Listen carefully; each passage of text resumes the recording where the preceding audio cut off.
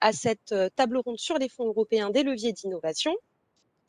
Donc, très rapidement sur les conditions du webinaire, donc on a jusqu'à midi 5 pour pouvoir réaliser cette table ronde. Pour votre information, elle va être enregistrée pour qu'elle puisse être disponible en replay pour les personnes qui souhaitaient y participer, y assister, mais ne pouvaient pas, notamment pour des questions d'agenda. Donc, je vais commencer très rapidement par vous introduire la table ronde et notamment le sujet, donc les projets européens des leviers d'innovation. Donc en fait, depuis 2015, la ville de Paris a largement développé sa participation à des projets européens. Aujourd'hui, elle participe ou est impliquée à 19, dans 19 projets.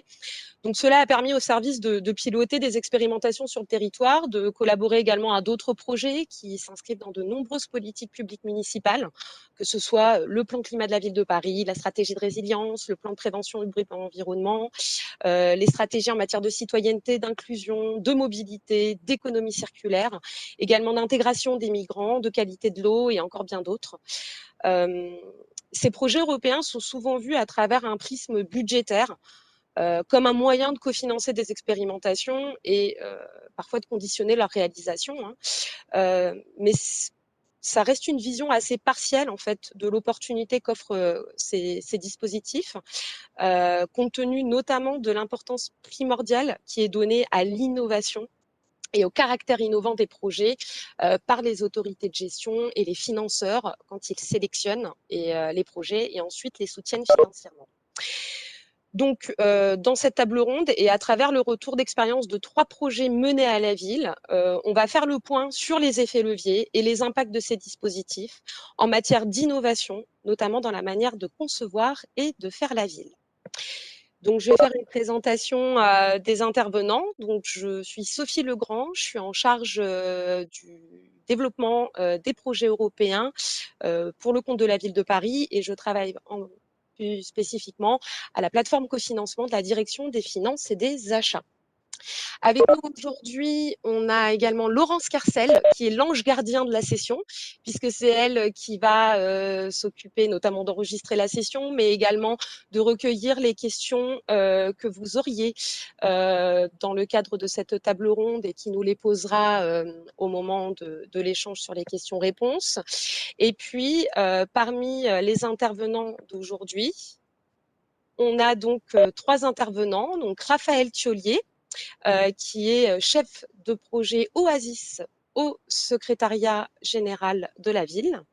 Également Olivier Chrétien, chef de la division prévention impacts environnementaux et qui travaille sur le projet Life Cool and Low Noise Asphalt, donc une expérimentation de revêtement routier thermique et phonique actuellement en déploiement sur le territoire parisien.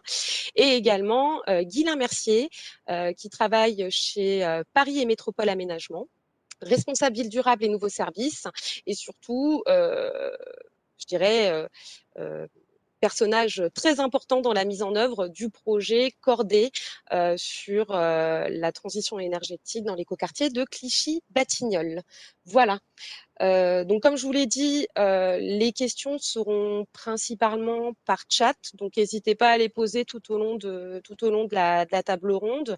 L'organisation, c'est qu'on va faire 30-35 minutes d'échange autour de 3 questions avec les intervenants et ensuite ces questions et puis d'autres questions que vous aurez par la suite seront reprises pour un échange d'une quinzaine de minutes.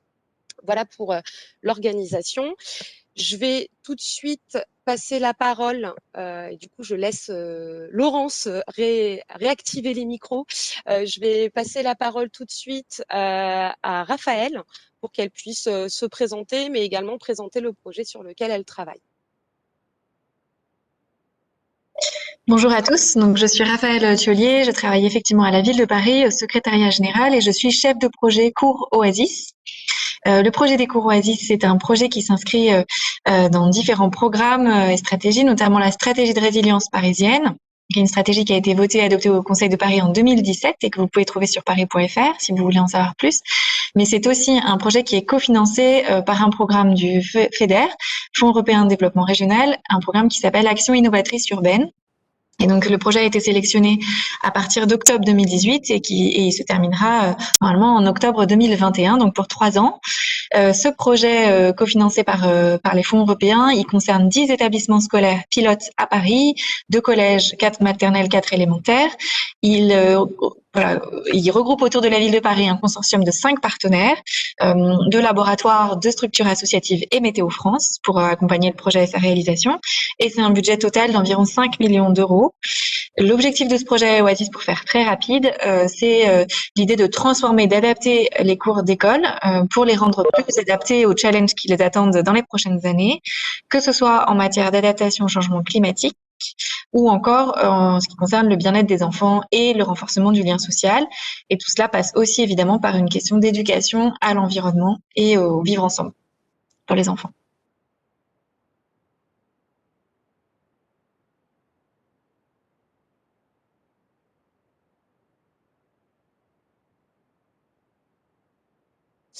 Merci Raphaël pour la présentation. Je vais tout de suite laisser la parole à Olivier Chrétien sur le projet Life Cool and Low Noise Asphalt.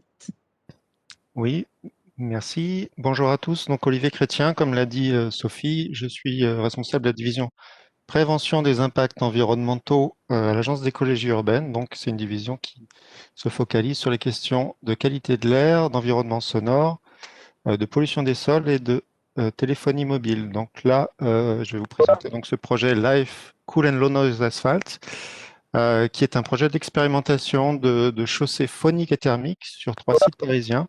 C'est un projet qui est né de la rencontre de finalement 2 projets qui existaient précédemment à la ville, enfin des projets qui n'étaient pas commencés, mais qui étaient des objectifs de projet. Un projet qui concernait les expérimentations d'aspersion d'eau sur les chaussées et trottoirs dans les périodes de canicule, avec une réflexion sur les modes, les types de revêtements qui pouvaient être plus efficaces dans ces démarches-là. Et un autre projet d'expérimentation d'enrobés phoniques en milieu urbain, sachant qu'on avait des enrobés phoniques sur le boulevard périphérique, mais qu'on n'avait pas ce type de réponse en milieu urbain, sachant que de la même manière que pour l'arrosage, on a un effet d'efficacité des revêtements du fait qu'une bonne partie du bruit routier est lié au contact entre chaussée et pneus et qu'on peut avoir des textures et des porosités de chaussée qui permettent d'améliorer, de baisser le bruit.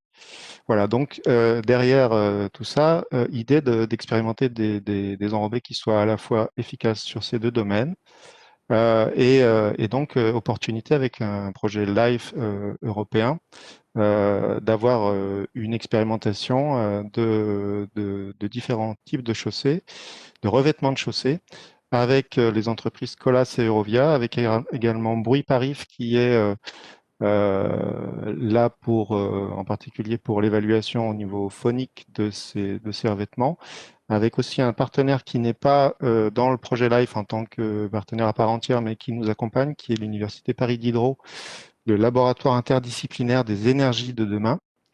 Voilà, donc tous ces et puis au niveau ville, un partenariat entre la DPE, le STEA, la DVD et la DEV. Donc beaucoup de partenaires et un projet qui s'est monté autour d'objectifs chiffrés de baisse de température et de réduction des niveaux acoustiques en façade avec tout un système d'expérimentation sur des revêtements innovants et en parallèle des revêtements classiques de la ville de Paris pour pouvoir les comparer.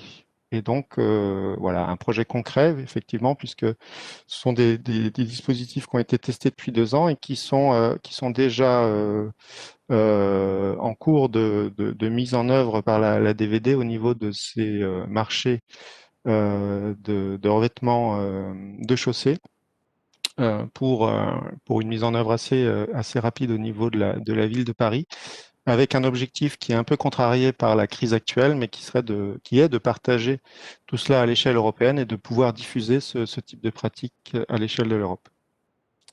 Voilà. Merci beaucoup, Olivier. Je vais tout de suite passer la parole à Guylain Mercier de PMA pour qu'il puisse nous présenter le projet Cordée. Bonjour et merci Sophie. Donc, Cordée, c'est un projet qui est un peu le grand frère du projet Oasis que vous avez vu présenté par Raphaël. Grand frère non pas par la taille, mais juste par l'âge, puisqu'il est né 2 ans auparavant, à l'occasion de l'aménagement du quartier de Clichy-Batignolles, au nord-ouest de Paris. Paris et Métropole Aménagement, que je représente, est l'aménageur public, société publique locale, filiale, dont la ville de Paris est l'actionnaire, qui avait la charge de l'aménagement de ce quartier.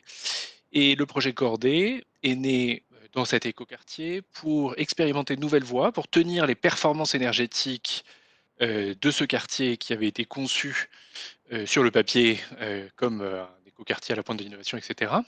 Et pour vérifier que les performances qu'on imaginait qu'elles seraient soient bien tenues en phase d'exploitation.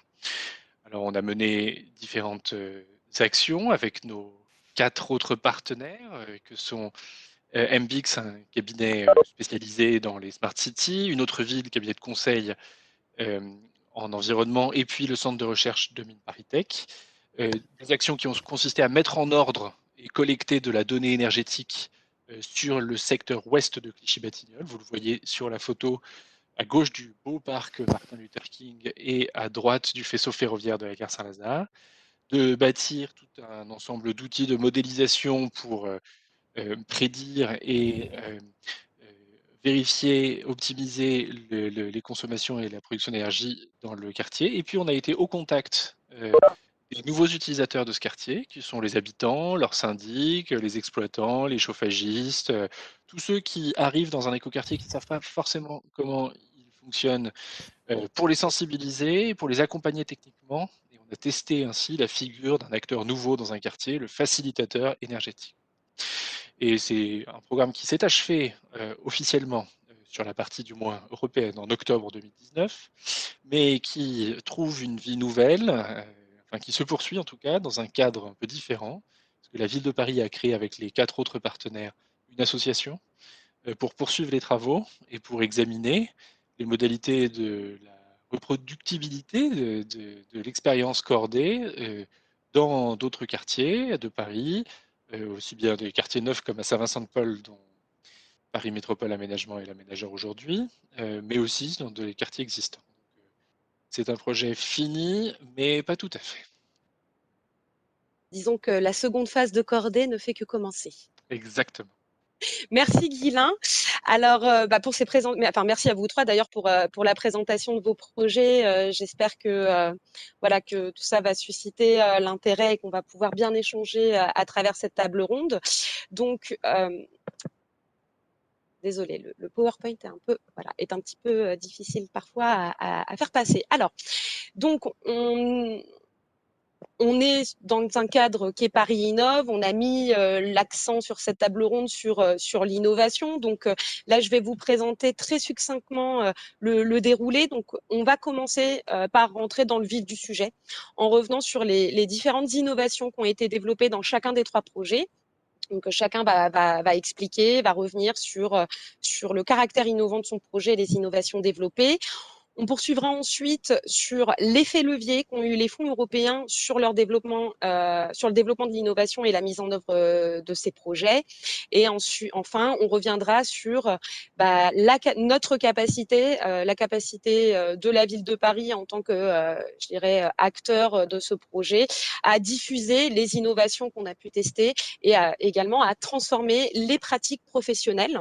Et donc, l'intérêt aussi, c'est qu'on peut voir, je dirais, cet impact à l'échelle de la ville de Paris. On a donc 2 représentants avec nous, mais on a également le retour d'expérience des opérateurs qui travaillent avec nous, donc de PMA, sur cette transformation de pratiques professionnelles. Juste avant de rentrer, je dirais, dans les échanges, le secrétariat général, le pôle innovation, nous avait demandé de revenir rapidement sur la définition de l'innovation. Donc, je vous partage en fait la définition qui est aujourd'hui communément admise de l'innovation, donc qui provient de l'OCDE, de l'Organisation pour la coopération et le développement économique. Et donc, la source, c'est un manuel qui s'appelle le manuel d'Oslo, qui date des années 2000. Alors, la définition est assez ancienne, mais elle est toujours valable, parce que lors de mes dernières recherches, c'était toujours la définition qui était avancée, et notamment qui est reprise par l'INSEE au niveau français. Donc, l'innovation désigne l'introduction sur le marché d'un produit, d'un procédé nouveau ou significativement amélioré par rapport à ceux précédemment élaborés. Ça, je dirais que c'est une définition assez large. Et ensuite, l'OCDE a caractérisé en fait les différents types d'innovation en distinguant dans un premier temps ce qu'on appelle les innovations de produits, donc les biens ou les services, et également des innovations de procédés en matière d'organisation. Alors, il parle également de marketing, mais de promotion au sens large. Il faut prendre cette définition dans sa globalité pour qu'elle s'applique à tous les secteurs d'activité. Si je peux juste revenir sur cette distinction entre innovation de produit et innovation de procédé, si on revient sur les projets dont on va parler aujourd'hui, je dirais que la plupart vont combiner ces deux grandes catégories d'innovation, produits comme procédés, produits sur des solutions, sur des services qui ont été développés, procédés sur des méthodes également, des méthodologies de co-conception des projets, des méthodologies également de collaboration avec un large panel de parties prenantes. Et donc là, on va travailler sur 3 projets en particulier, mais il faut savoir qu'on a d'autres projets. Comme je vous disais, la ville de Paris, entre 2015 et 2020, est impliquée dans 19 projets. Et on ne pouvait pas traiter évidemment tous les projets aujourd'hui, mais parmi les projets où on a plutôt de l'innovation en termes de procédés, on peut nommer notamment le projet Include pour l'inclusion active des citoyens européens vivant à Paris, qui, outre la mobilisation, l'incitation à aller s'inscrire sur les listes électorales pour pouvoir exercer le droit de vote aux élections locales et européennes qu'ont les ressortissants européens qui vivent à Paris, ce projet a notamment permis de créer un nouveau comité représentatif au sein de la ville de Paris, et notamment en parallèle du Conseil de Paris. Il s'agit du Conseil parisien des Européens. Donc là, c'est aussi un exemple d'innovation de procédé. Ce projet est maintenant terminé depuis 1 an et le Conseil parisien des Européens depuis perdure. Donc voilà aussi un autre exemple. Et puis pour terminer sur cette définition de l'innovation en fait, et l'OCDE comme l'INSEE sont d'accord, va bien au-delà de la recherche et le développement. On a souvent l'habitude de voir uniquement l'innovation au regard de la recherche du développement.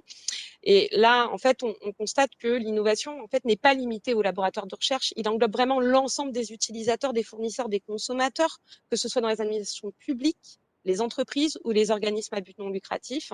Et puis, ce qui est particulièrement valable dans le cadre des projets européens, le champ de l'innovation transcende les frontières entre pays, secteurs et institutions.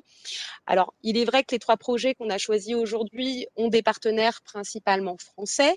Cependant, la ville de Paris, dans le cadre de ces projets, est également partenaire d'autres structures issues de pays européens différents.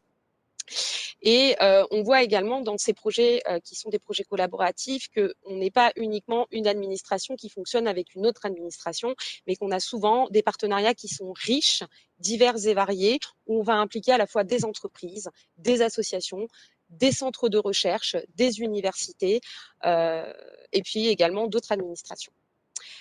Voilà, je passe très rapide, j'arrête de parler, je lance les tables rondes. Et donc, je vais commencer avec la première question. Quelles sont les innovations que vous avez pu expérimenter dans le cadre de votre projet? Et donc, pour cette première question, je vais commencer par donner la parole à Raphaël Thiollier d'Oasis pour le projet Oasis. Et puis, bien évidemment, je proposerai ensuite à Guylain d'intervenir sur Cordée et à Olivier sur le projet Life Clone Asphalt. Voilà, je vous donne le micro. Merci Sophie.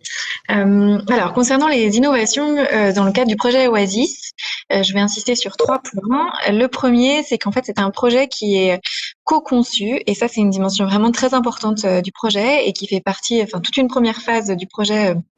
La mise en œuvre du projet était consacrée à de la co-conception avec les enfants et les adolescents dans les collèges, des établissements scolaires et avec les adultes également des établissements scolaires, donc enseignants, animateurs, responsables éducatifs, enfin toute la communauté éducative autour des enfants a aussi été consultée. Et donc ça, ce sont des pratiques assez nouvelles qui ont été menées notamment par le partenaire du projet, le Conseil d'architecture, urbanisme, environnement de Paris, le CAE 75, qui est un des partenaires du consortium, et qui du coup a orchestré cette phase et du coup a rendu ensuite pour la ville de Paris toute la restitution de ce travail mené avec les enfants et les adultes afin de programmer ensuite les transformations des cours d'école. Donc cet aspect-là est assez innovant. C'est pas une pratique très habituelle, on va dire, dans les phases de rénovation d'équipements publics, à ce point-là, d'aller chercher la parole des enfants. Et donc ça a produit des choses très intéressantes en termes de réalisation. Donc ça, c'était le premier point. Une autre innovation, elle est liée à cette logique partenariale, vraiment très importante tout autour du projet, justement, où on n'est pas dans une logique de prestation de services avec nos partenaires, mais vraiment dans une logique de travail en commun, de construction d'un projet collaboratif tout au long de son déroulement, voilà, et qui permet aussi une imbrication et un échange entre partenaires tout au long du projet.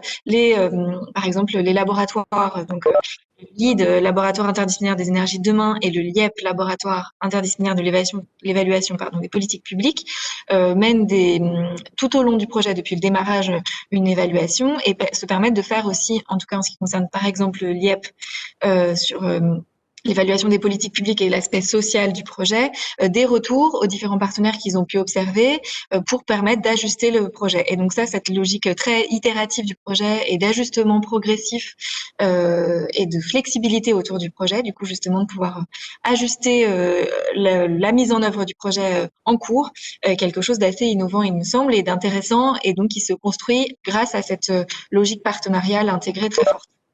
Et le dernier point important, il est sur les réalisations qu'on produit, qui sont donc vraiment des cours d'école très différentes de celles qu'on a l'habitude de voir, donc avec des espaces beaucoup plus naturels, notamment des revêtements de sol différents, des revêtements de sol naturels, une gestion de pluie différente, des aménagements ludiques qui sont très peu aujourd'hui présents dans les cours d'école d'élémentaire et de collège, et donc c'est des choses nouvelles que l'on amène dans les cours. Mais un point important à ce sujet est qu'on n'est pas toujours dans des innovations qui sont forcément high-tech, et c'est une donnée importante du projet Oasis. On a une attention particulière à conserver un enjeu de sobriété, aussi parce qu'on s'est rendu compte que finalement le bien-être des enfants et des adolescents passait pas forcément par des choses très innovantes d'un point de vue technologique, mais parfois que la simplicité, et notamment en matière de nature, était bien plus efficace pour les enfants et pour leur développement que des choses très compliquées et très complexes ou très stimulantes pour eux, qui finalement pouvaient être contre-productives. Donc on a un vrai enjeu aussi sur une innovation autrement dans ces cours d'école, comment aussi par le biais de la sobriété, on arrive à renouveler les pratiques et les enjeux qui se jouent dans une cour d'école. Merci beaucoup, Raphaël. Exposé très clair, 3 points, carré. Je vais du coup laisser la parole à Guylain, justement, sur le développement des innovations qui ont pu être expérimentées dans le cadre du projet Cordée. Oh, je ne peux pas faire autrement que de le structurer moi-même en 3 points. D'abord, dans Cordée, il y a une dimension technique évidente qui se lit aussi dans l'intitulé qu'il y a pu y avoir un moment sur la description du projet, de dire c'est le premier smart grid parisien. Bon. Mais c'est une dimension sur laquelle il ne faut pas se méprendre, qu'il ne faut pas surinterpréter, car à mon sens, ce n'est pas ce qui fait la principale saveur de ce projet, mais elle est néanmoins évidente. Cette dimension technique, c'est tous les produits, comme tu les as appelés, Sophie, dans toutes les innovations produits qui permettent la remontée et la mise en ordre de la donnée énergétique dans un quartier. Et donc, ça passe par le déploiement d'un certain nombre de compteurs intelligents qui permettent de mesurer finement les consommations d'électricité, de chauffage, d'eau chaude et tout ça dans des bâtiments. Et puis, leur connexion à une plateforme de données qui organise la mise à disposition de cette donnée, soit pour les utilisateurs finaux, comme vous, quand vous allez parfois peut-être vous connecter sur le site de votre fournisseur d'énergie pour savoir combien vous consommez, et puis pour des utilisations plus professionnelles, pour des études, des modèles, des médiations. Donc ça, cette première dimension technique, elle est importante. Mais néanmoins, elle n'est pas première. Je crois que Fabienne Giboudot est autour de la table, qui a piloté le projet pour la ville de Paris, et j'en profite pour la saluer. Et quand je suis arrivé sur le projet en 2018, elle m'a dit quelque chose qui était vraiment très juste, de dire qu'on pouvait facilement prendre le projet de Corday à l'envers et de se dire que c'était un projet d'innovation technique, alors qu'en fait, c'est pas du tout ça ce qui prime. Ce qui prime, c'est d'abord un projet avec les gens, avec les nouvelles parties prenantes d'un quartier, et c'est d'expérimenter des des interactions et des modes de relation avec ces utilisateurs finaux qui sont nouveaux pour un aménageur, puisqu'un aménageur, il a l'habitude de parler à des promoteurs et puis à la ville de Paris comme donneur d'ordre, mais il a, en dehors de l'aspect riverain, chantier, il a peu l'habitude de parler avec les futurs habitants d'un immeuble ou d'un quartier.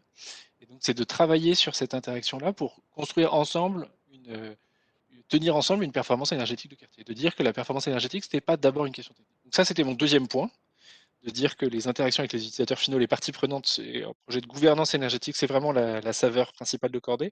Et puis le troisième point, je rejoins entièrement ce qu'a dit Raphaël à l'instant, c'est aussi l'occasion, c'est des innovations dans la méthode partenariale, les relations avec les partenaires qui sont dans le même bateau d'un projet comme ça, d'innovation. Euh, Ça enrichit beaucoup cette relation.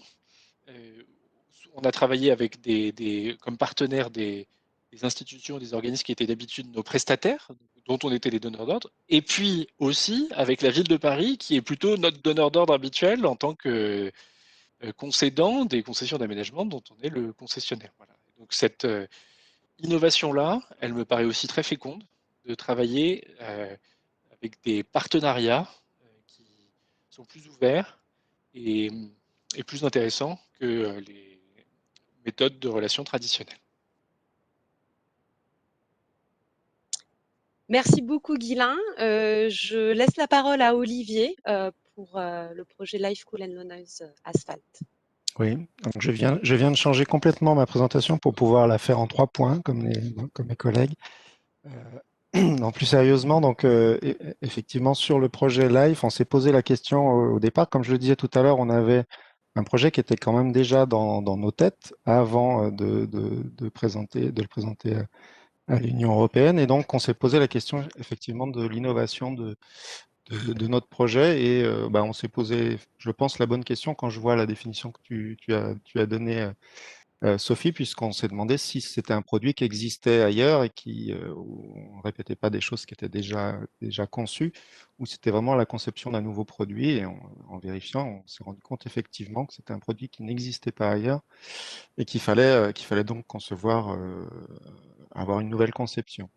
Euh, Après, en développant ce projet-là, on s'est rendu compte qu'il fallait qu'on innove aussi, pas seulement sur la conception du produit, mais aussi sur la manière dont on allait le mettre en œuvre en termes de méthodologie d'évaluation sur le terrain. Et donc, ça a été c'est une grande partie finalement du travail d'innovation sur ce projet-là, c'est de savoir comment on va évaluer les performances thermiques et acoustiques du revêtement avec la nécessité d'avoir une évaluation finalement du produit en lui-même avec ses performances, mais aussi du ressenti. Est-ce que c'est un produit aussi qui est efficace en termes de ressenti des riverains, en termes d'ambiance sonore et d'ambiance thermique?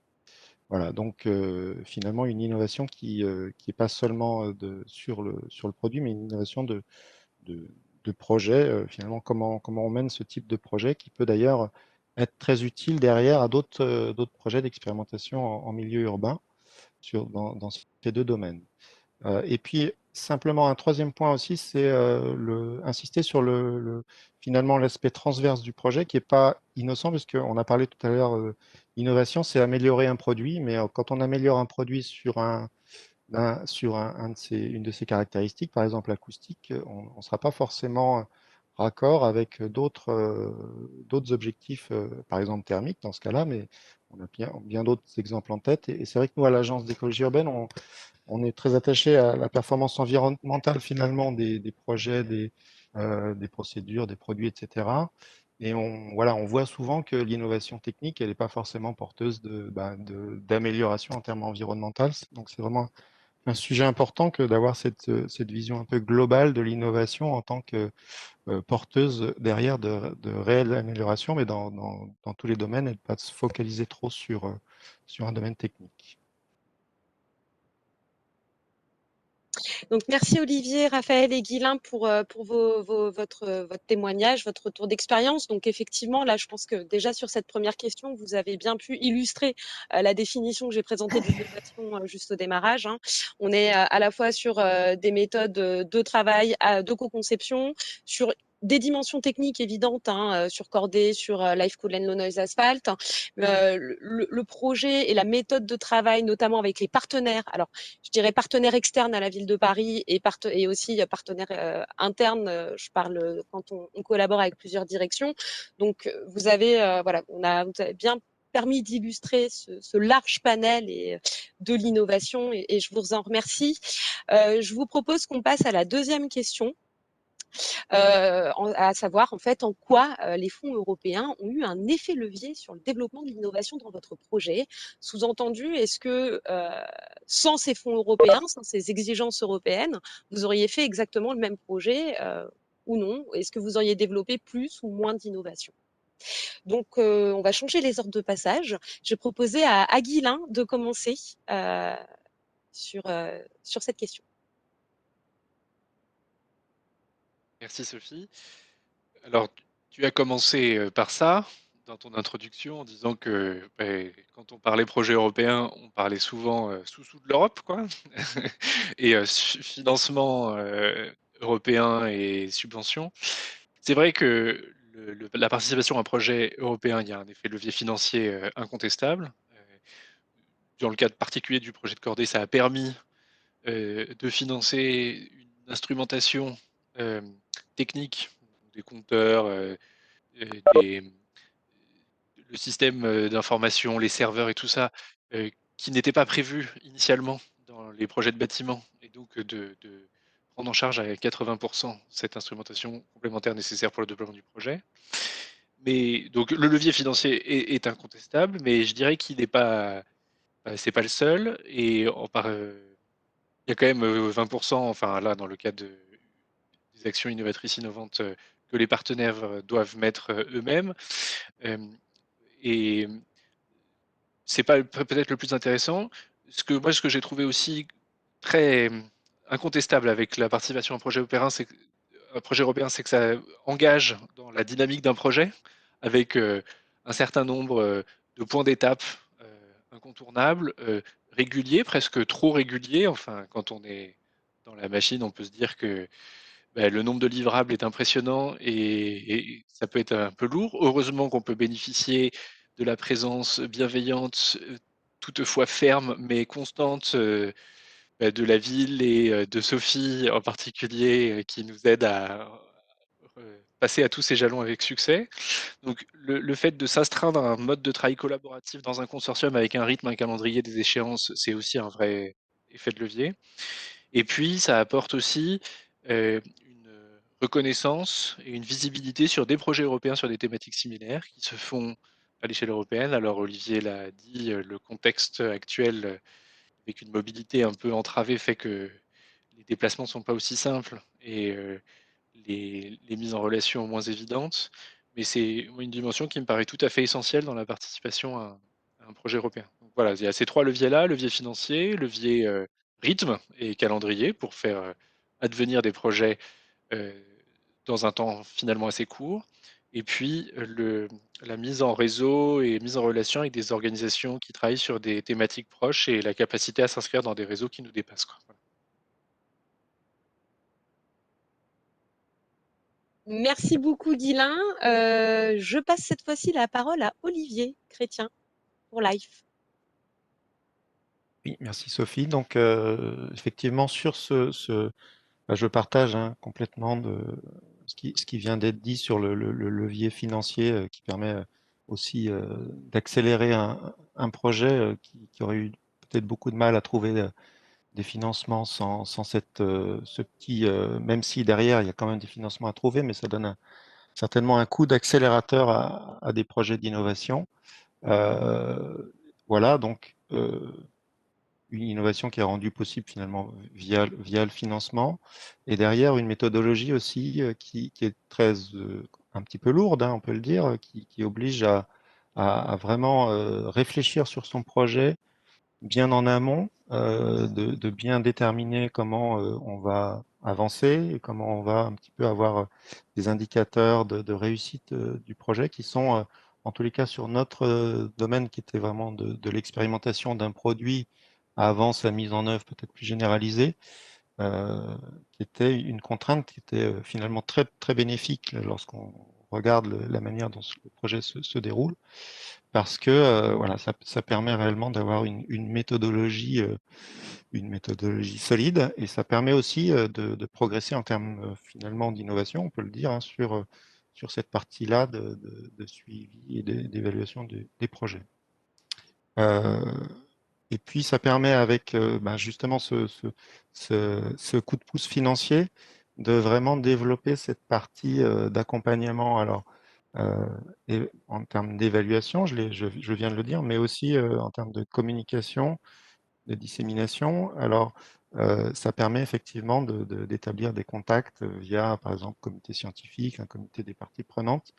Ça permet vraiment d'avoir une réflexion plus étendue, parce que l'objectif de l'Europe est bien sûr que les innovations qui sont développées à Paris puissent se développer ailleurs, mais pour nous, Parisiens, ça nous permet aussi vraiment d'élargir notre horizon et de forger finalement aussi une expertise plus forte dans ces domaines et derrière de pouvoir encore plus développer l'innovation sur ces domaines. Voilà, donc le projet, enfin, une partie importante du projet, c'est vraiment cette communication et comme on l'a dit à plusieurs reprises, c'est vrai qu'aujourd'hui on est un petit peu bloqué de ce point de vue-là parce que c'est quand même pas évident de faire ça dans les conditions actuelles. On espère pouvoir, nous, sur notre projet européen Life Cloud Asphalt, redévelopper ça à partir de. On a des échéances à partir de février et on espère que la situation sanitaire permettra réellement de repartir à partir de ce mois de février. Merci beaucoup, Olivier. Et effectivement, c'est vrai que la situation sanitaire actuelle a mis un coup d'arrêt à pas mal de projets. Je ne parle pas que des projets européens. Je pense que c'est assez général. On trouve tous des stratégies de contournement pour quand même tenir nos échéances, tenir nos actions malgré la situation. Et voilà, et on espère évidemment qu'on arrivera à retrouver une situation un tant soit peu normale rapidement. Pour terminer sur cette question, je vais laisser la parole à Raphaël sur Oasis. Merci. Alors, en ce qui concerne le projet Oasis, c'est un petit peu différent et peut-être particulier puisque le projet Oasis, en fait, avait été démarré avant l'obtention, le fait qu'il soit lauréat d'un appel à projet européen. Donc, voilà, les cours d'école Oasis et leur transformation étaient déjà en cours, en fait, à Paris. Avant la mise en œuvre de ce projet, mais en fait, ce que permet très fortement le projet Oasis FEDER, enfin cofinancé par le FEDER, c'est de renforcer l'expérimentation vraiment et d'aller construire un grand nombre d'outils que peut-être on n'aurait pas pu construire sans l'appui du consortium. Je pense notamment sur les questions du vivre ensemble. On travaille avec la Ligue de l'enseignement, la Fédération de Paris, et qui voilà nous aide grandement sur toute la dimension sociale du projet et toute la dimension du fait que la cour d'école c'est aussi un microcosme social et qu'il s'y passe tout un tas d'enjeux en termes de liens entre enfants, petits, grands, filles et garçons par exemple, et sur lequel on a des ateliers du coup qui sont menés par la Ligue et qui permettent du coup de développer cet aspect du projet. Il y a aussi actuellement que les cours sont pour la plupart transformés depuis cet été, et, enfin les travaux se terminent en ce moment, mais tout un travail sur adopter des chartes d'utilisation des cours qui est aussi mené par la Ligue.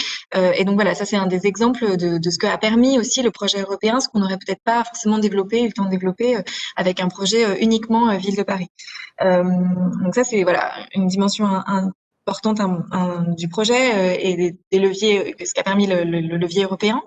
Et un autre élément, un autre exemple, c'est un voyage d'études qu'on a pu faire en Belgique l'an dernier, qui a été vraiment très déterminant dans le projet et qui a fait évoluer le projet Oasis d'une façon très nette dans la vision d'une cour d'école et de sa représentation. Et donc c'est aussi l'Europe qui a permis ça, parce qu'on a pu partir à une 50aine de participants avec des directeurs d'école, des responsables de circonscriptions d'affaires scolaires, des agents des techniciens aussi, enfin des ingénieurs de la ville et puis des partenaires. Et ça a permis vraiment collectivement de changer de regard sur les cours cours d'école, de voir des cours d'école très naturels belges. Je mettrai ensuite dans le chat un lien vers une petite vidéo qui explique en quelques minutes ce voyage d'études. Voilà, c'est un autre exemple pour dire à quel point ces leviers européens et ces liens à l'échelle européenne aussi ont vraiment enrichi le projet Oasis parisien, et je pense que les cours d'école qu'on est en train de livrer actuellement ne ressembleraient pas à ce qu'elles sont si on n'avait pas eu ces leviers, cet enjeu. Et puis, pour continuer sur l'aspect euh, visibilité, enfin lien à l'échelle européenne, le projet européen, il nous oblige aussi justement, en effet, à avoir des livrables qui du coup là sont partagés à une échelle très large.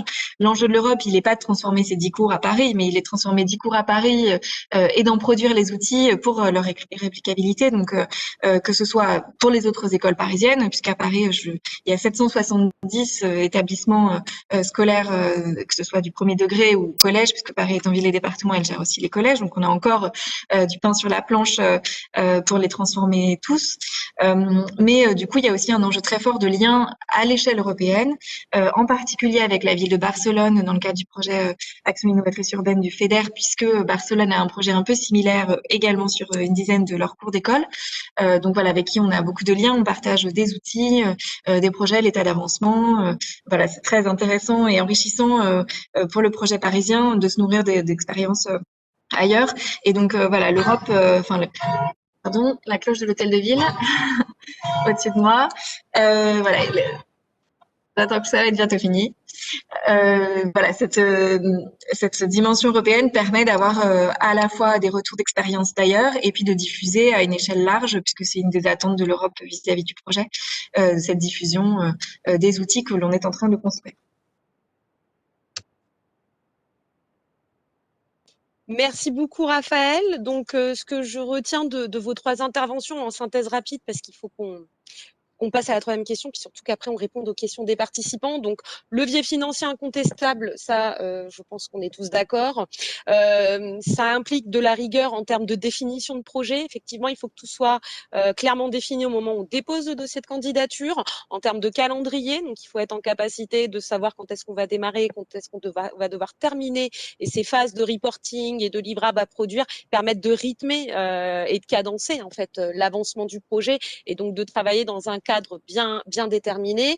Je retiens aussi le terme de coût d'accélérateur de l'innovation, et ça rejoint ce qui avait été donné par Olivier et qui a été repris par Raphaël également, et puis par Guilain, mais sur notamment le fait que ça ait permis en fait de construire et de créer des outils qu'on n'aurait pas pu faire justement en dehors du cadre, qu'on n'aurait pas fait pareil en dehors du cadre européen, puisque là-dessus on est allé chercher des partenaires avec des expertises, des savoirs complémentaires, et en fait tout le monde travaille à la réalisation du projet sur un mode collaboratif. Je retiens également la partie donc communication sur ce qu'on fait, communication sur le projet, communication et mise en réseau, que ce soit au niveau local, national, mais également européen, où on va partager également avec nos pratiques, avec d'autres pays, et s'enrichir mutuellement de ce que chacun produit. Voilà, merci pour cette deuxième question, et on va passer rapidement rapidement à la troisième question, en partie. Donc, comment ces innovations participent à l'évolution de vos pratiques professionnelles. Et donc là, on va encore rebousculer l'ordre de passage. Donc, je vais demander tout d'abord à Olivier d'intervenir. Je laisserai la parole ensuite à Raphaël, et on terminera avec Guilain sur Cordée. Voilà. Ok, je vais essayer d'aller vite parce que je crois qu'on a pris un peu de retard. Donc sur les innovations qu'on a pu expérimenter dans le cadre du projet, moi je dirais que on a pu vraiment sur ce projet-là travailler avec des industriels sur vraiment la mise en œuvre d'un nouveau produit qui réponde finalement derrière à une sorte de cahier des charges qu'on a établi en commun, qui est vraiment très enrichissant parce que ça permet aussi de connaître derrière quelles sont leurs capacités, quelles sont leurs limites en termes de production, et donc de vraiment pouvoir derrière avoir la bonne demande.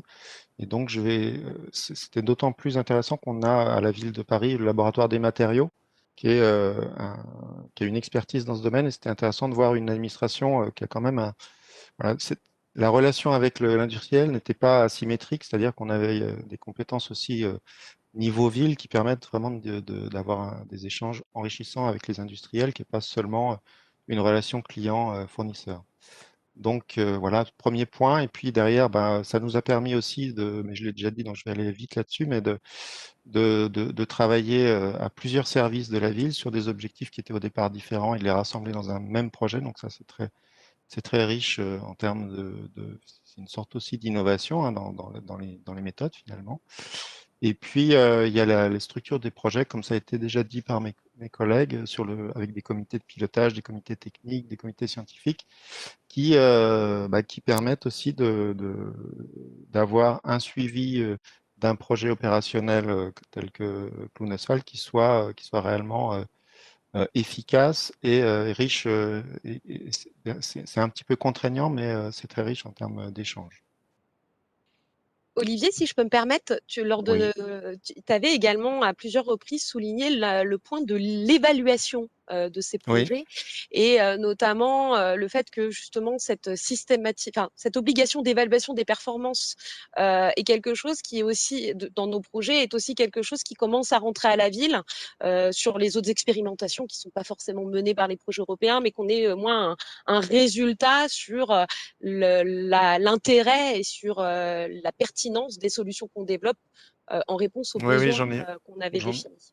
j'en ai pas parlé dans cette partie parce que j'en avais parlé précédemment, mais c'est vraiment le point fort de notre projet finalement, et puis potentiellement de projets européens, c'est vraiment d'avoir quand on parle d'expérimentation, et c'est souvent le cas en France, mais dans d'autres pays, c'est un moyen soit de repousser à plus loin en disant on va expérimenter parce qu'on n'a pas envie de le faire, soit de le faire, mais parce que les gens ont un peu peur du projet, et on leur dit on expérimente, sauf que c'est pas une vraie expérimentation, on le met en œuvre.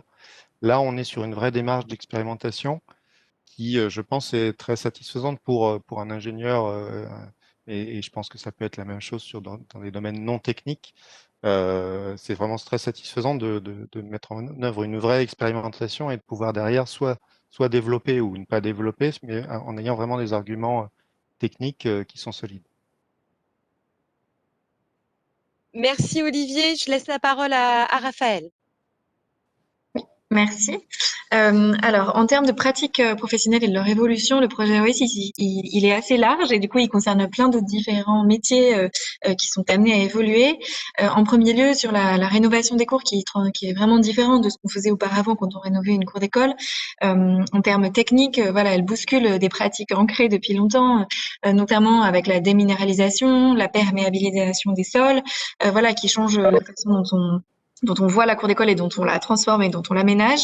À ce sujet, je pourrais mettre aussi dans le chat un cahier de recommandations qui a été construit dans le cadre du projet et qui a été construit avec le Conseil d'architecture, urbanisme, environnement de Paris, qui est un des partenaires du consortium également, et qui permet voilà de voir un peu ce vers quoi on veut aller en matière de cours d'école et de leur transformation. Donc ça voilà bouscule les pratiques professionnelles d'un point de vue d'habitude de travail où on était dans une logique très béton et très risque zéro, et aujourd'hui on passe à une vision beaucoup plus nature des cours, voilà, ce qui change la donne.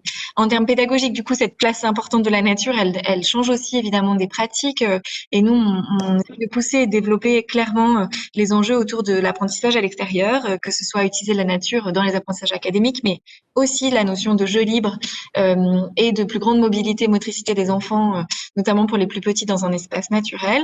Et ce qui va avec, c'est la question d'apprentissage par le risque, qui est un enjeu vraiment très différent et sur lequel on a beaucoup travaillé depuis notre retour de Belgique, où c'était très présent dans les cours d'école qu'on a vus. Donc voilà, comment aussi pour les enfants augmenter sa zone de risque progressivement, et bien ça permet en fait d'être plus habile et mieux à l'aise dans son corps et même d'un point de vue du bien-être global. Voilà, donc on travaille sur ces questions. Donc ça, c'est en termes pédagogiques pour les enseignants ou les équipes périscolaires, ça modifie des pratiques. La question de l'entretien des cours aussi se fait différemment puisqu'on n'entretient pas un espace naturel de la même façon qu'auparavant. Ça change la donne. Par exemple, on ne ramasse plus les feuilles qui tombent sur du sol naturel les feuilles d'arbres puisqu'elles vont se composter. Mais par contre, à d'autres espaces, il faut être plus vigilant. Par exemple, quand on installe des sols drainants. Voilà, donc en gros, il y a des pratiques qui sont modifiées dans la façon dont on fait l'entretien, mais c'est une question d'organisation. Et le jeu en vaut la chandelle en général quand on voit le bien-être que ça permet pour les enfants. Et enfin, le dernier point, c'est que sur la question d'ouverture des cours, c'est aussi une nouvelle vision vraiment de la cour d'école comme lieu central du quartier. Voilà, dans cette ville comme Paris qui est très très dense, on a besoin d'espace pour se retrouver le week-end, notamment pour les enfants, pouvoir jouer dans des lieux sécurisés. Euh, et donc, il y a cette volonté d'ouvrir les cours sur les quartiers et de permettre d'en faire vraiment un lieu d'animation local. Et donc ça modifie très grandement la vision de la cour d'école aujourd'hui en France, encore plus à Paris, où on est souvent dans des écoles Jules Ferry, où l'école est un sas un peu sacré dans lequel on n'entre pas facilement. Voilà, il y a toute une logique de transformation des pratiques et de vision de ce que doit être, ce à quoi elle ressemble, et puis de comment on utilise une cour d'école. Pour rebondir rapidement sur ce qu'a dit Raphaël, avant de redonner la parole à Guylain, c'est vrai que là, les cours Oasis ont existé avant le projet FEDER Action Innovatrice Urbaine. Je le répète, puisque le FEDER régional, pour celles et ceux qui connaissent les fonds européens, permettra pas forcément de financer ça en règle générale. Hein, c'est un dispositif particulier. Et en fait, on a fait financer 10 cours dans le cadre du projet Action Innovatrice Urbaine, dans lequel justement on avait toute cette méthodologie de co-conception, d'accompagnement, sensibilisation à l'environnement, ce qui n'était pas forcément le cas dans les premières cours. Mais les outils ont été créés et vont pouvoir être réutilisés parce qu'on a énormément de cours d'école à transformer à la ville. Hein. Les cours Oasis, ça y est, font des émules et vont se développer au fur et à mesure des années. Donc, effectivement, toutes ces innovations et ces changements de pratiques, que ce soit en interne à la ville ou que ce soit en externe dans les communautés éducatives, par exemple, tout ça, en fait, est amené je dirais, à se pérenniser, on l'espère, dans le cadre du déploiement des cours Oasis sur le territoire parisien. Je passe la parole à Guylain pour la dernière intervention avant vos questions.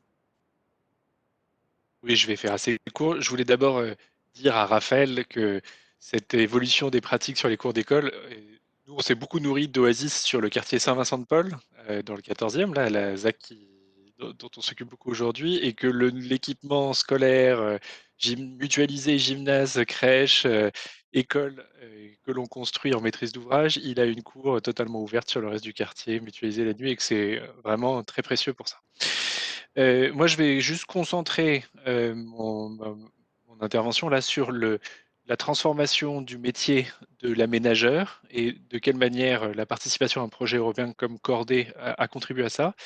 Juste en quelques mots pour dire qu'il y a une vraie mutation aujourd'hui dans le domaine de la ville qui ne fait pas exception avec les grandes transformations qu'on peut connaître. Il y a un peu la révolution numérique qui vient bouleverser les équilibres traditionnels, des nouveaux acteurs qui émergent, qui vous proposent de construire la ville clé en main, intégrant sa gestion sur une période plus ou moins longue. On peut penser au projet alors qu'il s'est planté, mais de Google à Toronto, là, Waterfront et tout ça. Même en France, des villes comme Angers, Dijon ont fait le choix d'aller assez loin dans la la transformation de certains quartiers de ville et de confier la transformation numérique à certains acteurs privés. Donc nous, en tant qu'aménageurs publics, on s'interroge beaucoup sur notre positionnement futur et sur ce qu'on doit faire pour pouvoir faire face aux enjeux de la ville durable, quoi. Les enjeux de la ville durable, c'est avoir des quartiers qui soient hyper performants énergétiquement dans la durée, mais aussi qui retiennent ces eaux de pluie le plus possible, que les ouvrages soient gérés dans le temps, de faire différentes choses comme ça, où l'enjeu est de tenir aussi la gestion et pas simplement de construire. Et donc, on s'interroge sur notre positionnement et notre repositionnement.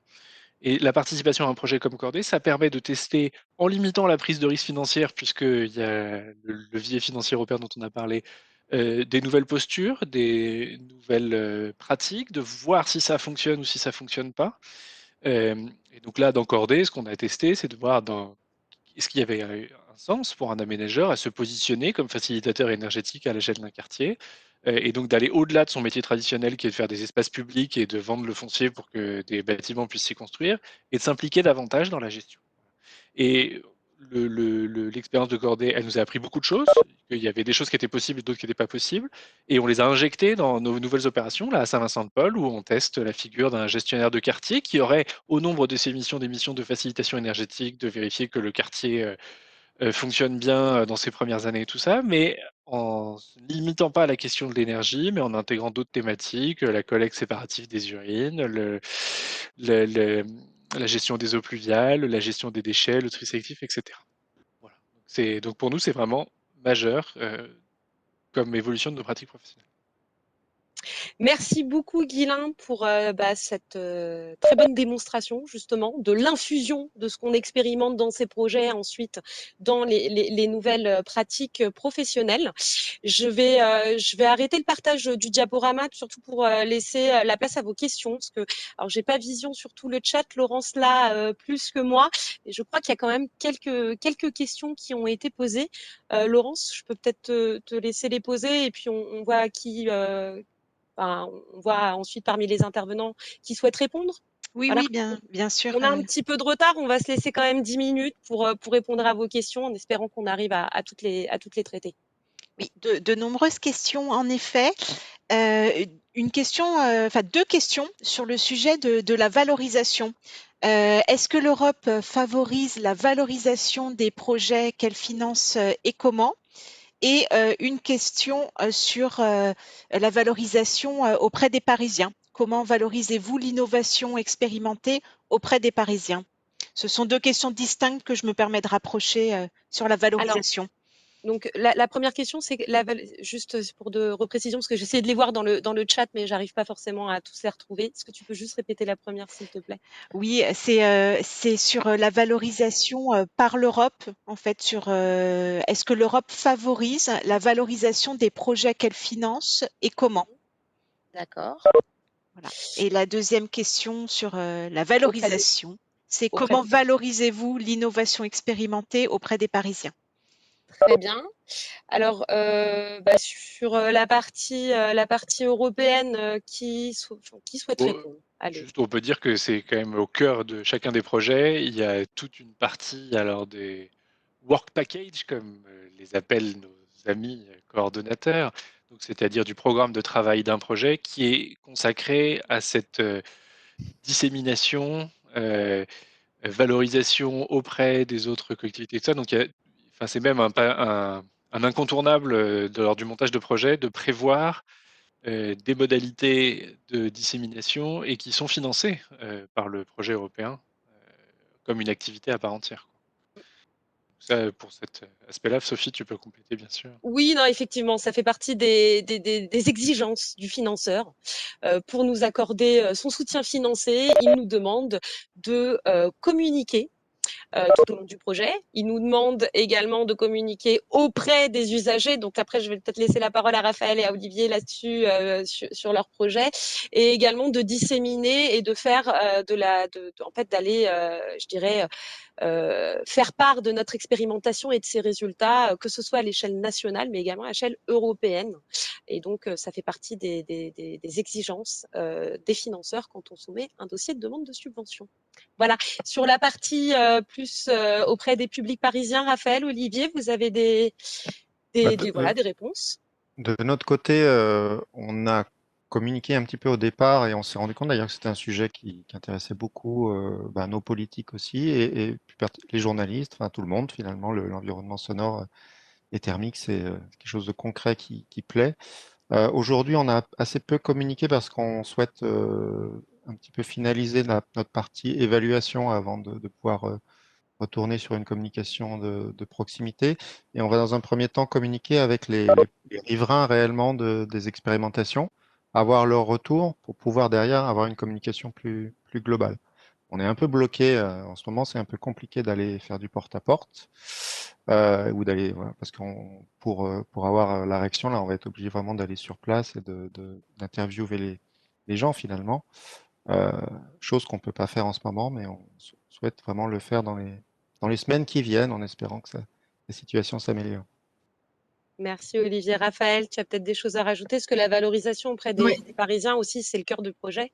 tout à Enfin, ça fait. fait partie du cœur du projet. Tout à fait. Du coup, je vais rejoindre enfin, ce qui a déjà été dit. En effet, c'est un projet qui, les cours Oasis, bénéficie d'une couverture médiatique quand même assez, enfin voilà, large, notamment un article du Monde en début d'année là, scolaire qui présentait une des cours transformées dans le cadre du projet européen.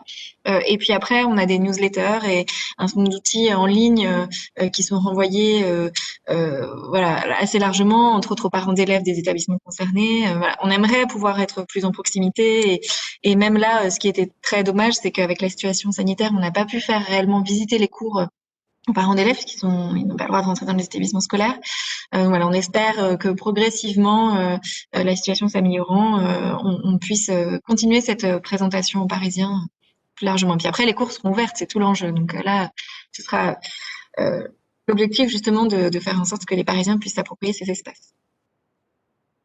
Merci. Sachant qu'on essaye, quand on communique, déjà ces projets, on travaille sur la performance énergétique d'un quartier, donc savoir l'impact aussi sur la facture des habitants. Que sur Life Silo Noise Asphalt, c'est effectivement le confort phonique et thermique. Oasis, c'est le bien-être des enfants dans une nouvelle cour. Donc on est quand même sur des projets qui sont expérimentaux, innovants, mais qui sont quand même au cœur des préoccupations, je pense, de nos concitoyens et des habitants du territoire. Et effectivement, la communication passe par la valorisation de ces projets auprès des usagers. Laurence, Oui. Je te laisse présenter les autres questions. Oui, alors des questions qui c'est arrivé pendant la présentation, donc certains éléments de réponse ont déjà été apportés, mais peut-être souhaitez-vous compléter. Comment avez-vous pu trouver les partenaires des projets, donc parisiens, nationaux et européens, et comment se passe le travail collaboratif avec les partenaires sur un projet? Alors, sur les comment trouver des partenaires, parmi vous trois, le seul qui était là au moment de la rédaction du dossier de candidature, c'était Olivier. Donc, je vais peut-être laisser Olivier répondre à cette question que je compléterai. Je ne sais pas si on est représentatif parce que finalement, ça s'est fait assez facilement sur ce projet-là, parce qu'il y avait des projets qui existaient, qui se sont regroupés, et puis il y avait voilà, un réseau qui finalement existait déjà au départ. Donc on est 4 partenaires, hein. C'est pas non plus un méga projet européen avec 12 partenaires, euh, mais voilà, enfin, juste à dire là-dessus, c'est que ça rejoint finalement une politique peut-être aussi européenne ou en tous les cas de réseau de la ville de Paris, puisque si on développe pas un certain nombre de réseaux, ce sera aussi beaucoup plus compliqué pour nous d'être associés à des projets ou d'en piloter et de trouver des partenaires là-dessus, parce que finalement le partenariat, ça se construit pas du jour au lendemain, et c'est important aussi de mener ce partenariat tout au long de l'année, je dirais. Alors effectivement, pour compléter ce que disait Olivier, concernant Lifestyle Noise Asphalt, on a travaillé avec des partenaires qui étaient déjà connus, puisque parmi nos partenaires, on a 2 prestataires habituels, qui sont que sont les entreprises Colas et Eurovia. Donc là, on leur a proposé de rentrer avec nous dans l'aventure, et donc elles n'ont plus ce même positionnement. Elles contribuent au projet, elles mettent en œuvre des actions, et elles sont bénéficiaires de la subvention. Pour la bonne information de tout le monde. Concernant les 2 autres projets, Cordée et Oasis, alors c'est vrai que Guilain et Raphaël sont arrivés en cours ou au débarrage des projets, mais n'étaient pas forcément là au moment du montage. Bon, c'est vrai que moi j'étais là, parce que j'ai monté le dossier avec les personnes qui étaient en charge de ça à l'époque. Donc sur Cordée et comme sur Oasis, on a déjà travaillé avec des partenaires qu'on connaissait. Je pense au Conseil d'architecture, urbanisme, environnement, qui est quand même un partenaire de la ville de Paris. Pour le projet Oasis, Cordée, on ne pouvait pas imaginer travailler sans l'aménageur, à savoir Paris Métropole Aménagement, évidemment. Ensuite, on a été, on a identifié, je dirais, les expertises dont on avait besoin, et aussi la couleur qu'on souhaitait donner au projet. Et en fonction de ces expertises, on est allé un petit peu plus large. On a fait appel à nos réseaux professionnels. Et puis, parfois, on a eu aussi, je dirais, des attitudes assez opportunistes, où on a pris notre téléphone et on a contacté Je pense notamment sur Corday, à Armin, on les a appelés en disant vous travaillez beaucoup sur la thématique de l'énergie. Nous, on est en train de déposer un projet là-dessus. Est-ce que ça vous intéresse d'y participer sur la modélisation et sur l'évaluation des performances? Et si oui, est-ce que vous voulez rentrer dans l'aventure avec nous? Et donc, en fait, la recherche de partenaires, c'est à la fois du réseau, parce qu'il faut quand même avoir une relation de confiance. On embarque sur des projets de 2, 3, 4, 5 ans parfois. Donc, il ne faut pas non plus s'associer sans s'assurer du sérieux. Et puis, une fois qu'on a, je dirais, vu autour de notre réseau, on fait de la recherche. Alors, il y a des outils qui existent sur les sites des programmes européens, mais également, sinon, de la recherche pour identifier des structures qui pourraient être intéressées. Voilà. Sur le travail collaboratif, je vais vous laisser répondre. On va peut-être commencer. Allez, Guilain, je te laisse la parole dans un premier temps, puis vous pourrez compléter, Raphaël et Olivier. Et donc, comme je disais, le rythme imposé par un projet européen demande de se voir assez régulièrement, ne serait-ce que pour être sûr qu'on respecte bien toutes les étapes qui nous sont fixées. Et donc, on avait organisé des temps d'échange à un moment hebdomadaire, enfin tous les mercredis matins, en consortium. Et enfin, moi, j'ai trouvé que c'était des temps d'échange très précieux et qui se sont remarquablement bien passés sur le projet Corday, avec un croisement de regards entre la ville, l'aménageur et puis les chercheurs et plus les techniciens qui étaient vraiment très appréciables. Donc, il y a eu comme ça des rythmes euh, et puis une alternance de temps d'échange technique et puis stratégique. Je pense au petit déj du vendredi matin à l'hôtel de ville, là, qui nous ont été bien utiles pour finaliser le projet. Merci. Raphaël?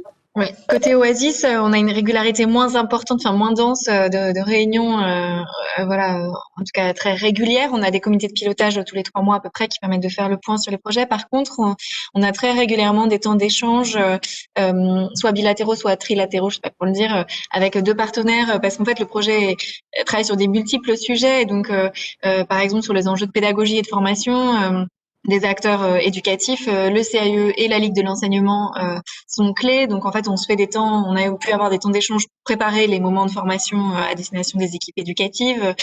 Tout comme il y a eu aussi des temps entre le CAE, le Conseil d'architecture, urbanisme, environnement, et le laboratoire qui est chargé des questions climatiques, puisqu'on travaille sur les questions de revêtement de sol et différents matériaux et leur comportement face à la chaleur. Donc, ça permet d'alimenter les solutions techniques qui sont trouvées en face. Enfin, en tout cas, voilà, il y a des choses à géométrie variable. Et tout ça passe par une bonne connaissance et coordination entre les partenaires. Voilà, on a des temps réguliers d'échange qui font que ça facilite les collaborations au quotidien. Merci Raphaël. Olivier, tu as quelque chose à rajouter sur le travail collaboratif? Je confirme, et en plus sur notre projet, je pense que tu peux en témoigner, il y a une excellente ambiance entre l'ensemble des participants. C'est peut-être un effet BTP, je sais pas. C'est assez amusant d'ailleurs d'avoir des gens qui viennent de la recherche d'un côté et puis des représentants de Colas et de Rovia qui sont plutôt dans un monde industriel et chantier. Donc voilà, tout ça se rencontre et ça fait des échanges très enrichissants et aussi très agréables. Bon, je pense qu'on peut témoigner globalement pour vous trois que l'échange est voilà, on est dans des relations amicales, enfin pas amicales. Je parle à l'est sur un plan professionnel, mais je dirais qu'il y a une bonne entente en règle générale dans les consortiums. Et en fait, je vous dirais que c'est quand même un point assez important. Alors, c'est un pari quand on va chercher des partenaires, notamment avec lesquels on n'a jamais travaillé, mais d'avoir quand même une cohésion dans l'équipe. C'est important. Ça s'est vu notamment dans la période sanitaire où, pour le projet Oasis, il y avait plein d'actions sur le terrain qui étaient prévues. Il a fallu trouver des moyens de continuer à animer, mais pas sur le terrain à cause des restrictions. Et mine de rien, une bonne entente, une cohésion et une solidarité entre les partenaires, c'est important pour arriver à terme à un bon projet qui soit réussi, où tout le monde est satisfait et tout le monde voilà, ait envie de continuer, j'ai envie de dire plus tard. Est-ce qu'il y a d'autres questions, Laurence, auxquelles on pourrait répondre? Oui, il y a de nombreuses questions. Une peut-être plus spécifiquement pour Raphaël. Peut-on envisager que la CAUE soutienne un projet Oasis en proche banlieue parisienne? Alors, je précise qu'il y a merci. Je précise qu'il y a des CAE dans chacun des départements. Donc, je vous invite, je sais pas exactement où c'est, mais à aller chercher le CAE de votre département. Voilà, il y a une fédération nationale des CAE qui fait qu'il y a un lien entre tous les CAE. Mais après, tous les outils que le CIE de Paris a développés sont vraiment en open source. Je pense à une mallette pédagogique, au cahier de recommandation que j'ai transmis dans le chat. Tout ça est en open source, donc peut vraiment être utilisé par n'importe qui, les collectivités, ou être utilisé par le CIE de votre département qui pourrait du coup accompagner éventuellement le projet si ça rentre dans leur savoir-faire et leur mission. J'espère avoir répondu à la question. Très bien. Et alors, une autre question sur les outils de suivi de projet. C'est les fonds européens vous ont-ils permis d'accéder à des outils de suivi de vos projets? Et si tel est le cas, y a-t-il une direction, un cabinet, un consortium européen en particulier qui l'a permis? Ou alors, les outils ont-ils plutôt été développés dans le cadre même des projets? Donc, il y a une question qui est un peu longue. Hein, donc, voilà. Et ensuite, si tel est le cas, le réseau des fonds européens vous a-t-il permis de vous mettre en lien avec des professionnels de la question? Donc, une question sur les outils de suivi. Alors, sur les outils de suivi, on a des obligations de reporting quand on est financé par l'Europe. Donc, on va nous donner des rapports techniques avec des modèles, des rapports financiers. Donc, après, c'est à nous de développer, je dirais, à partir de cette documentation-là, de développer nos propres outils. Donc, en l'occurrence, que ce soit pour Life, Cielo Noise Asphalt, Cordée ou bien Oasis, on a développé des outils, je dirais, en interne. Alors, pour Cordée et pour Oasis, on a un accompagnement par un prestataire qui est un cabinet de conseil spécialisé en suivi de projet, de montage de projets européens. Bon, Algoé, pour pas le nommer, il y en a plein d'autres, hein, des cabinets qui sont aussi très bons sur le marché. Donc, en fait, ils nous ont fait des propositions d'outils. Donc, on n'a pas été les chercher, je dirais, auprès de l'Union européenne. On s'est par contre inspiré, autant que faire se peut, des outils de reporting qu'on avait pour pouvoir créer les outils de suivi, parce que l'objectif étant, je dirais, d'assurer un suivi assez régulier du projet pour éviter de se retrouver au dernier moment à avoir des difficultés pour pouvoir répondre à nos obligations en matière de reporting. Donc, pour éviter de faire un double travail, on a fait en sorte que les outils de suivi de projet soient utiles pour les outils de reporting, et donc on les a développés nous-mêmes. Alors, est-ce que le réseau des fonds européens vous a permis de vous mettre en lien avec des professionnels de la question? Je dirais que, concernant la ville de Paris, la ville de Paris avait passé un marché public tout début 2015 pour aller chercher des consultants spécialisés dans le montage et la gestion de projets européens. Et c'est comme ça, en fait, que Algoé a été retenu. Mais sinon, effectivement, on a aussi nos réseaux. Alors, je parle en particulier pour moi qui suis chargée de mission sur le développement des projets européens. On a également des réseaux avec, je dirais, des professionnels du secteur auprès desquels on peut aller aussi s'inspirer pour améliorer nos outils de suivi. J'espère avoir répondu à la question dans son intégralité. Merci. Alors, une question ville. Pourrait-on imaginer que les porteurs de projets européens de la ville puissent être des mentors pour les collègues qui souhaiteraient se lancer dans l'aventure européenne? On note dans les échanges dans le chat une forte appétence, un intérêt marqué pour les projets européens, les réseaux européens.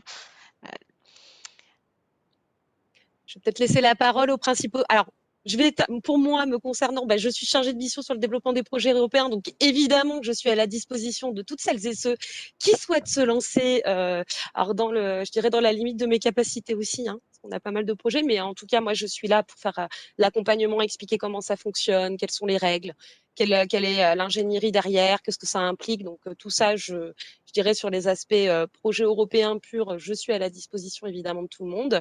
Par contre, sur une sorte de parrainage ou de tutorat ou de mentorat, je vais peut-être laisser les principaux intéressés répondre. Avec plaisir pour ma part. Faut pas hésiter à me solliciter. Mais oui. Oui, alors je ne sais pas s'il faut signer un contrat sur plusieurs années, mais oui, il n'y a pas de souci à aider les collègues. D'ailleurs, ça se fait déjà de manière assez naturelle. On a parfois des coups de fil de gens qui veulent savoir si c'est vraiment aussi horrible que ça, les projets européens. Bon, Donc c'est bien. j'espère que tu leur dresses un portrait un peu Voilà, positif quand je même. les rassure, je les rassure. Oui, c'est bureaucratique, mais c'est super. Merci. On a le temps de prendre une dernière question, puis après on va peut-être libérer tout le monde puisqu'on a déjà, je dirais, mangé un peu sur le temps imparti. Oui, alors c'est une question qui est apparue pendant votre présentation. Donc, certains éléments de réponse ont déjà été apportés, mais c'était est-ce que la ville soutient également l'innovation cofinancée sur fonds européens pour des projets davantage soft, c'est-à-dire l'insertion professionnelle, l'intégration. Alors évidemment, là, on a pris l'exemple de projets qui étaient soit déjà complétés, donc pour le cas de Cordée, très bien avancés pour le cas de Silonais Asphalt et d'Oasis, hein, vu que les travaux ont eu lieu, mais on aurait pu prendre d'autres exemples de projets. J'ai parlé du projet Include, hein, sur la citoyenneté. Les fonds européens, ils vont également financer via d'autres instruments tels que le Fonds social européen ou des instruments tels que le Fonds Asile et Migration, des projets liés à l'insertion sociale, à l'insertion à visée professionnelle, à l'intégration des personnes en difficulté. Il y a une partie du Fonds social européen à la ville, par exemple, permet aux allocataires, aux bénéficiaires du RSA de bénéficier d'un accompagnement professionnel. Donc, effectivement, parfois, on va être sur des volets d'expérimentation. Et d'autres fois, on sera sur le financement d'actions peut-être moins expérimentales, mais tout aussi utiles et importantes. Donc oui, effectivement, les fonds européens là-dessus vont aller chercher, enfin vont aller financer. Très bien. Et à ce sujet-là, on a une intervention dans le chat aussi de Monsieur Sanchez Ruivo qui salue tous ces projets menés par la ville et qu'il porte volontiers ces exemples parisiens dans les réunions européennes parce que ces projets participent de la visibilité de Paris à l'international et inspirent évidemment d'autres villes. Bon, bah, très bien. Alors, allez, il est 19. Est-ce qu'il y a encore de quoi prendre une dernière question? J'ai fait le tour des questions. Ok, très bien. Eh ben, écoutez, je pense qu'on arrive au mot de la fin avec 19 minutes de retard et je vous prie de m'en excuser. En tout cas, je vois qu'on a réussi à maintenir une trentaine de personnes en ligne jusqu'à la fin. Donc, j'espère que ça témoigne de l'intérêt et je dirais de l'intérêt qu'on a pu susciter dans le cadre de cet échange. Je tenais déjà à remercier tous les participants parce que je vous cache pas que quand on se lance dans un webinaire, on ne sait pas forcément si on aura 2 personnes, notamment des gens qu'on connaît, qui nous diront on sera là. Et puis là, on voit, voilà, on a atteint, je crois, une quarantaine de participants au plus fort je dirais de la session.